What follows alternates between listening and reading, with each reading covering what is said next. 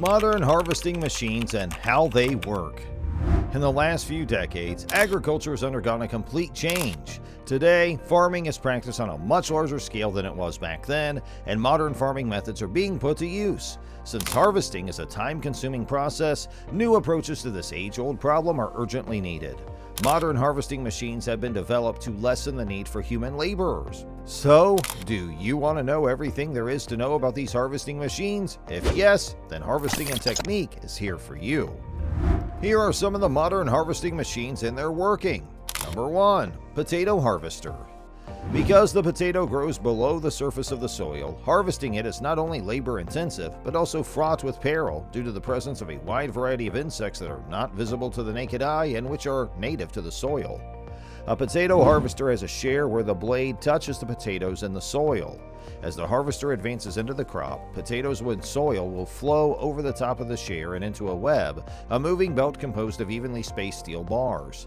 The portion is the harvester's front. The style of the spade is sleek and polished, allowing the soil and potatoes to slide over it into the web. As the potatoes and soil travel up the web, little adjustable wheels known as agitators hit beneath the web belt either softly or aggressively.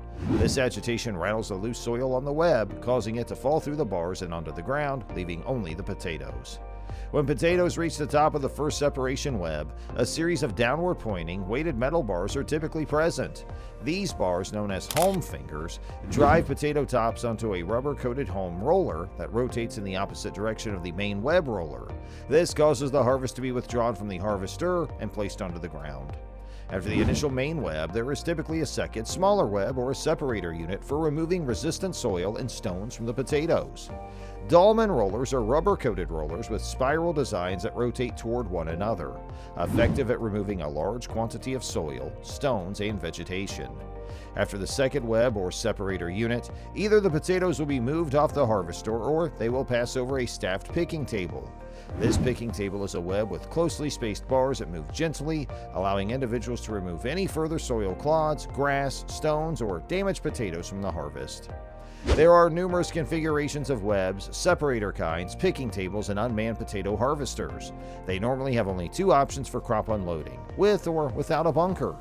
Potato harvesters equipped with a bunker can continue harvesting without the requirement for a second tractor and trailer to drive alongside and gather the potatoes. Bunker harvesters are normally larger and heavier, and although they can harvest without the need to side load onto a second tractor and trailer, their weight can pose challenges when operating in wetter fields and bogging down. Remember that potatoes are normally not ready to be harvested until autumn when the soil is less dry. Bunker harvesters are typically employed in drier climates or land conditions. Potatoes are carried from the harvest to the unloading trailer through the fall breaker. The fall breaker is a rubber-coated canvas funnel with numerous strong but pliable straps layered beneath each other. Straps catch the potatoes as they fall from the loading elevator into the fall breaker and then release them. This causes the potatoes to descend from the elevator into a trailer or container. The potatoes would be bruised and harmed if the fall breaker was not present, since they are dropped from a considerable height without anything to break their fall. All varieties of potato harvesters have fall breakers attached. Number 2. Row weeder. The act of weeding is a very important practice in the agricultural industry. The cultivation of our actual crop is hampered when weeds are present, so it is increasingly important to get rid of them. The automatic weeder is able to pull the weeds out of the ground without causing any damage to our crop, and as a result, it'll protect you from a variety of disastrous outcomes that can occur as a result of overgrowth of weeds. So how does a row weeder work? Weeds are pulled out of the ground and uprooted by rotating rods below the surface. The weeds are then left on the surface, where they are fully exposed to the sun and wind. When there are a lot of weeds, the end result can be weed residue mulch. The rod's main mulching effect is that it leaves a layer of loose soil, which stops weeds from growing back and keeps soil from drying out. The lower edge of the rod has a slight compacting effect on the soil, which is also a benefit. Setting the moisture line stops capillary action and keeps water in the right kinds of soil. This mixture of benefits is perfect for reducing the number of times you have to weed while keeping the residue. Rigid or flex flame rod weeders are used in listed or furrowed row crop fields to prepare the final seed bed and to pull weeds after planting when the crop seeds are deeply sufficient for the rod to pass over them. The pass presses the moisture into the seed and gives it a mulched, weed-free cover to get ahead of later weeds. If you don't need a good seed bed, stubble mulch tools might be better than rod weeders. They can leave about the same amount of waste, but there are no moving parts to keep up with them. Number 3. Lettuce Harvester.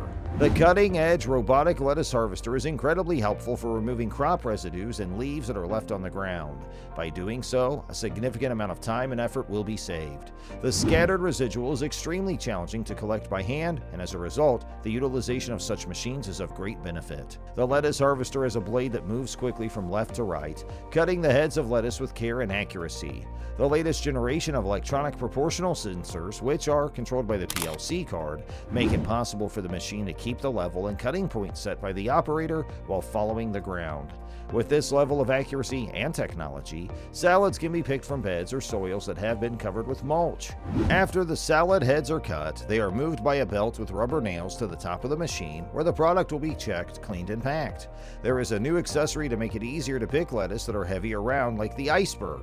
It's a rubber chain on the collection head that moves in the same direction as the main collection belt. This chain follows the cut product up to the top of the machine at the same speed as the main belt. This keeps the tufts from rolling down to the lower part of the collection head.